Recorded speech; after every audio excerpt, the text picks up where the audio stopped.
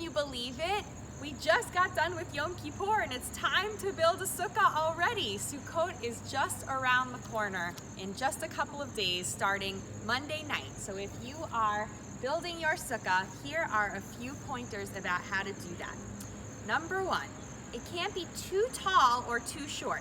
Now the dimensions are pretty crazy. It has to be at least 3 feet tall and it can't be more than 30 feet. So you probably weren't thinking of doing a sukkah in those dimensions anyway, but just keep an eye out. And it can't be smaller than 2 feet by 2 feet. So no phone booth sukkahs, okay? But there's no limit on how big it can be. As you can see, our Bethel sukkah here is pretty nice and roomy. It has to have at least 2.5 walls. Now, normally you'll see a sukkah will have 4 walls or at least 3 with an opening, but minimum it's got to have 2 solid walls and 1 half wall, and you can use an existing wall for at least one of those walls. The walls should be sturdy and full, so if you're using a siding to cover, it can't have more than 10 inches of a gap on the top or bottom. It has to be a nice and sturdy wall. Number 3, the sukkah.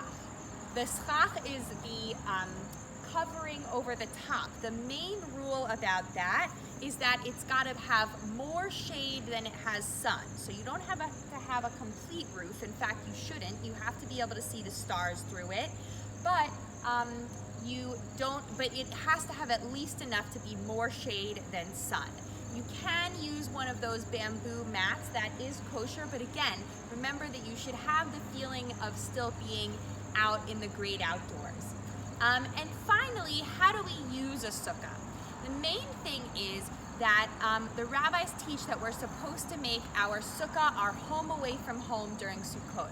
We're supposed to eat anything that we would consider a real meal in our sukkah. So anything that's more than a snack, bigger than like a hard-boiled egg or something in the morning, something more than that we should really be eating in the sukkah.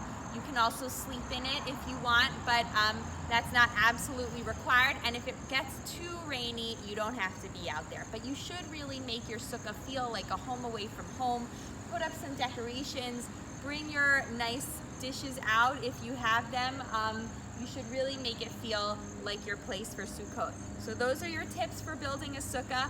Good luck, Shabbat Shalom, and Chag Sameach.